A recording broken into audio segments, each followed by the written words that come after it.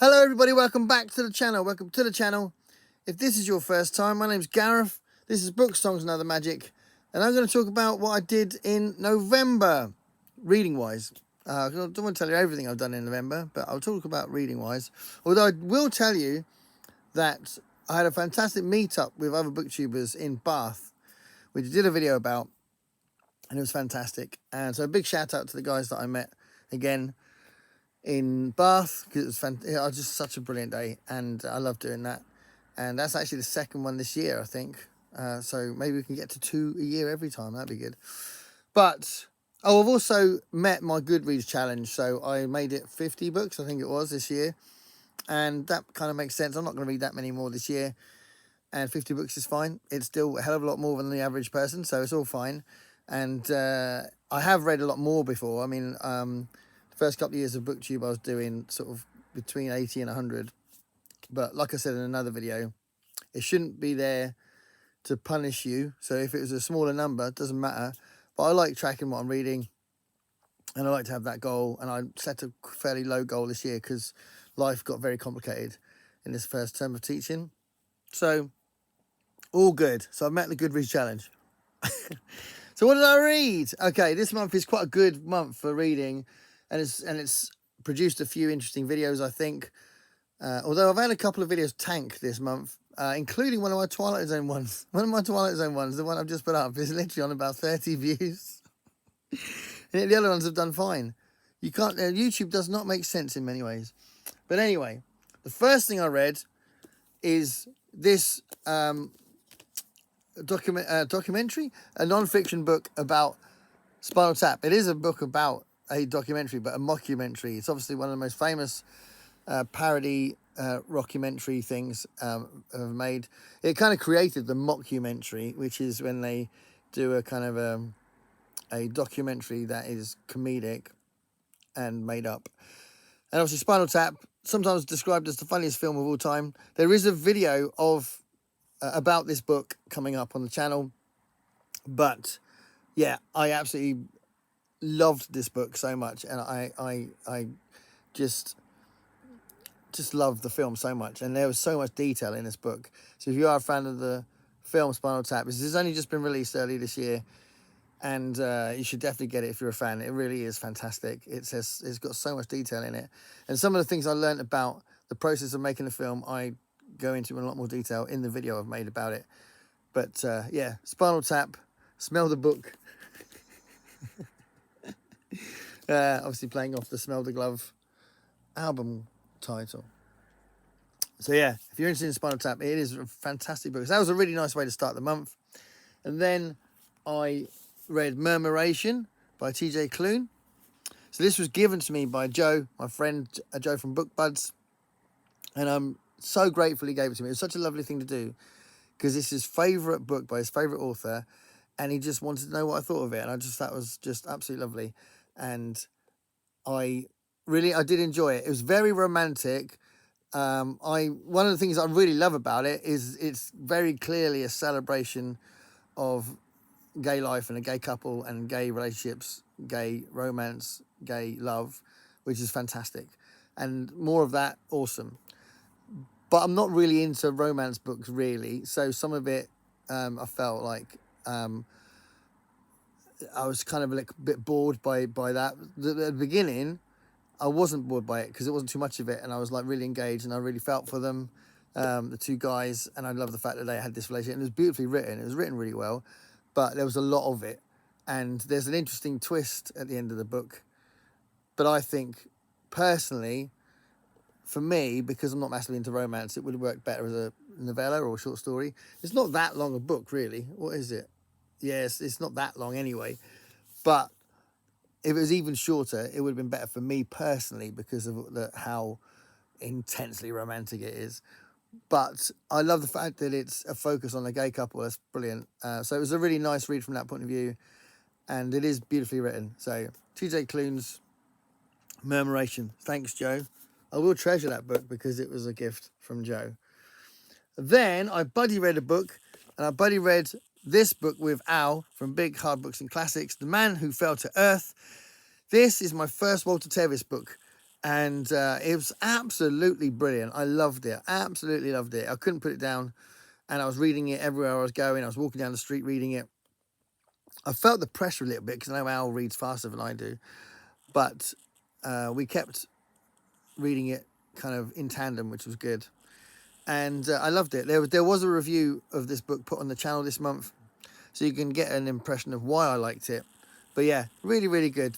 Beautifully written, I thought, and quite unpredictable. The ending, I thought, was really unpredictable, and because, well, yeah, I won't say why it's unpredictable, because that would spoil the whole point. But yeah, I really liked it, and I'd seen the film years ago, but I'd forgotten about it. I just remembered it was like quite psychedelic and quite melancholic, and it's the book's quite melancholic. There's not a lot of happy things that happen to him. But yeah, The Man Who Fell to Earth is a really good book. Definitely recommend it, and I can't wait to read another Walter Tevis book. He's on my radar now, big style. And I did have Mockingbird from the library because Ollie recommended it, and I'm going to find it to buy because I had to take it back. But I've got The Hustler up on the shelves, and I've also got another one. I forgot what the other one is. But yeah, so Man Who Fell to Earth, fantastic. Okay, so then I went back to the past, back to my teens, when I read The Running Man, and I read it again. I wanted to read it because the film's come out. I wanted to see the film. I haven't seen the film yet, and I'm really hoping I get into it before it goes out of the cinema, because it's clearly something that would work in the cinema. Some people, I think, have apparently been impressed that it's closer to the book, but it's not been particularly well received. But I want to see it because it doesn't necessarily mean I won't like it. And I'm a huge Edgar Wright fan, so yeah, I'm really looking forward to it. But anyway, it's really good reading this again, and it reminded me what a huge gulf there is between this one and the first film that was made with Arnold Schwarzenegger in it, directed by Paul Michael Glaser. And I did a video about this book and that film and the Robert Sheckley short stories that I think he was influenced by when he wrote this. And I kind of partly did it because I'm a little frustrated that Robert Sheckley just doesn't get talked about much, and he's had some amazing ideas, and he seems to be the earliest one, as far as I know, that came up with that kill game kind of concept. So I did a video on that anyway. I'll talk about him in a second. But yeah, I read this again, which was really good. I really enjoyed it. So The Running Man, Stephen King, brilliant book, and quite actually. People talk about his endings. I mean, I am a fan of Stephen King endings, actually, so controversially. But the ending of this is something that I would be very surprised they do that in the film. It's quite full on, the ending of this, and I like the ending. So there we are. Kill me. And then I read The Wanting Seed. Now, I did a video about this one, really, because I was so shocked at the undercurrent subtext in the book, which I wasn't really sure what it was. And then I looked Anthony Burgess up, watched some interviews with him, and I thought, oh no, the thing that I was worried about is actually true. So it's a overpopulation thing. It's a futuristic science fiction futuristic science fiction book where Anthony Burgess has created this society that's dealing with overpopulation by encouraging homosexuality, encouraging sterilization, one child per person, and food supplies are really low, and cannibalism becomes rampant. It's got some really quite interesting and arguably controversial themes, but also what I found quite controversial, if that's the right word, unpleasant, really. And the reason why I did the video was that I got the sense that the actual author, the author's voice, the actual narrator, Anthony Burgess, had a homophobic tone to the way he was writing it, which I don't think is because it was done in 1962. I think it's just him. So that was interesting and quite mad, considering literally the week before that I was reading Murmuration by T.J. Klune, which is a celebration of gay relationships, and this definitely is not. And there's this sort of sneery nastiness to the tone. So yeah, I've read Clockwork Orange. I read this one. I don't think I'll read another Anthony Burgess one, not until someone says to me, you must read this one, and sort of sells it to me. But at the moment, yeah, I'm not really bothered about it anymore. But I was curious because I thought the concepts were interesting to play with, but I didn't know that Anthony Burgess literally said in an interview that he thought homosexuality was unnatural. So that kind of tells you something about the tone of that book. So there we are. So that was an interesting read, definitely. And then, because I had read The Running Man, because I'd done the video about some old short stories by Rob Sheckley that I'd read in the past, knew well, I wanted to read them again. So I got my short story collection, The Mask of Manana, because it's got both stories in it. And, oh no, sorry, it hasn't got both stories in it, but I haven't got the other book. No, there's another book I've got which has got one of them. And basically I read The Prize of Peril and The Seventh Victim again. And The Prize of Peril is the one that was in this, and that's the one that is literally so similar to the Arnold Schwarzenegger Running Man that I'm amazed that he didn't sue maybe Stephen King if he'd have managed to do that. I don't know, because there's funnily enough, the Stephen King the Stephen King novel, The Running Man, has lots of differences to The Prize of Peril, but the film that was made, the Arnold Schwarzenegger film that was made of The Running Man, is like an absolute copy of The Prize of Peril story.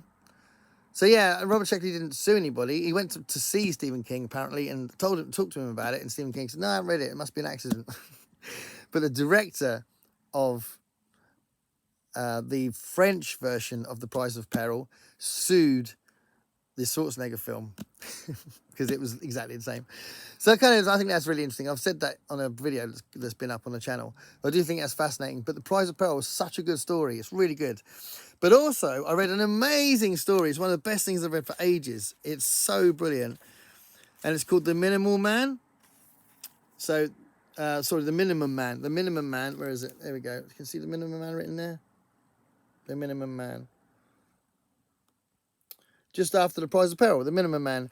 And I read this because I had read it years ago and I knew it was about overpopulation. There's a little bit of a theme running through my thingies because that's overpopulation.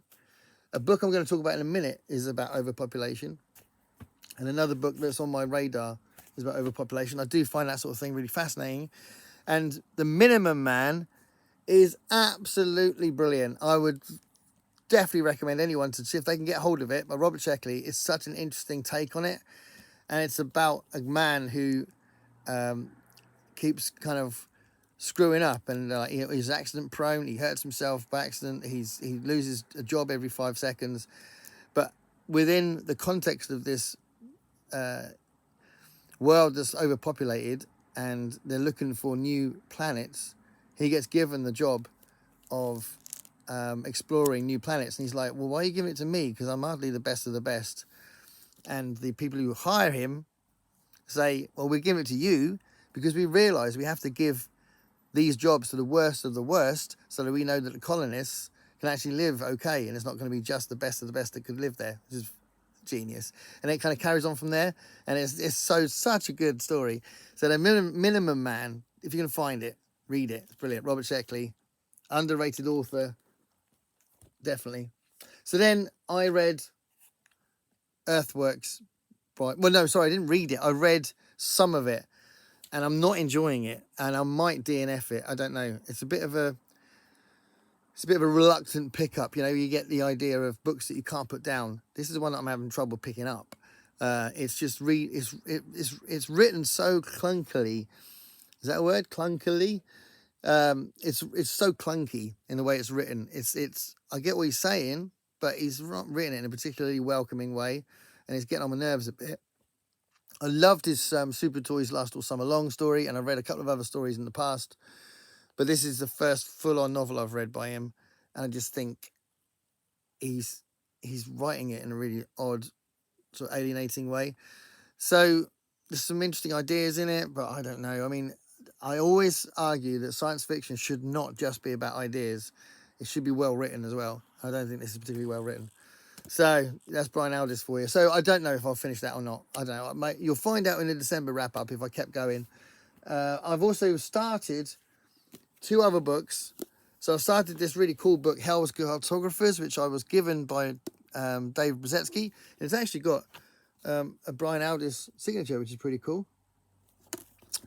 And this is a bunch of writers, these ones here, Alfred Bester, Robert Silverberg, Harry Harrison, Damon Knight, Frederick Pohl and Brian Aldiss, talking about science fiction. And it's kind of autobiographical stuff. So I've read the Silverberg bit, Robert Silverberg, and it's really interesting. And I can't wait to get to the Alfred Bester bit and Damon Knight. Big fan of them. So yeah, it's a really cool book. I really like it. So it's a bit of an odd cover, isn't it? But yeah, I really like this book. It's really, really good. So thank you, Dave, for giving it to me. So I'm reading that. I'm in the middle of that. I haven't got that far. And I haven't got that far in this one. I've finally started Son of Harpo Speaks, the biography of Bill Marx, Harpo's son. There's Harpo Marx there in the background. I'm a huge Marx Brothers fan, if you probably know if you've seen the channel. And I've got boxes of books about them. This is the one I haven't read yet. And it's very conversational. It's very... it's an easy read. It's very pleasant, and I'm finding a little bit of extra things about Harpo, although I knew quite a lot already. Almost everything I've read so far, not everything, almost everything I've read in this book so far I knew already. But it's quite nice hearing it from Bill Marx, who was a musician by trade. So that was really cool. And just another mention of this. So I haven't really got any further with this, but I wanted to mention it because I'm not going to give up. I'm not going to give up. So I want to read every story that J.G. Ballard's written. And this was a project that me and Greg announced that we were doing this together. And we haven't done it together. We haven't talked about it for a while because he's waiting on me, I think, because he reads all the time. And this is a lot of reading for me for this month. And I don't read as much as Greg does. But I've also found it hard to pick this up because his first stories aren't particularly good. But I know it gets really good. I know he's written some amazing stories. So I'm going to keep going with this, but at the moment, I haven't really, I'm still stalled, but I wanted to mention it just to kind of kick myself in the head and to tell Greg that I haven't given up on this. And yeah, that's a thing. So I will carry on with that as well. I've already told you that's on my radar, haven't I? So I want to read that by Gordon R. Dixon. And I want to read that as well very, very soon. And a couple of other things I wanted to mention were on my radar. Where are they?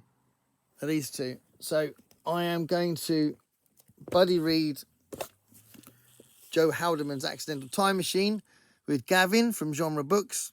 So I look forward to that. It's going to be brilliant. I've started this book before, but things got in the way. I was interrupted and I didn't get very far. I only got about, I don't know, about that far in or something. So I'm looking forward to this because I like Joe Haldeman. And I want to read this. I've said this a few times. This is my big December read. So I don't think it's that long because it's quite big type, this is. So I don't think it's that long, but it'll probably take me a while. So West of Eden is something I'm going to be reading in December. And I've said to people, if you want to read it with me, let me know. So there we are. That's my month of November. The big thing I did that I spent a lot of the month, most of the month doing was trying to make this video that's now on the channel of 40 different booktubers talking about their best book of 2025, and I did enjoy doing it, although it was complicated sometimes, and I always feel bad when I miss people out. There's a few people I should have even asked, and I didn't ask them, and I feel bad about. There's some people I asked that were really close friends that either didn't get a chance to do it, or forgot to do it, or didn't want to do it this time. So, you know, it was a mix of different experiences, and I deliberately asked some new people as well that I hadn't asked before. So I'm very pleased with the way the video turned out. So thank you to everybody that's watched that and who's supporting the channel. And I know I've had some new subscribers as well. So hello to you guys. Please have a delve. Look at the playlists and see which kind of videos that I do you like. And please comment on them so we can have a little chat. That would be great. Thank you so much, everybody. That's it for me for the November wrap-up. And I've got some really interesting things I'm excited about for December. And next year, there's all sorts going on. So thank you very much. And I'll speak to you later. Stay curious.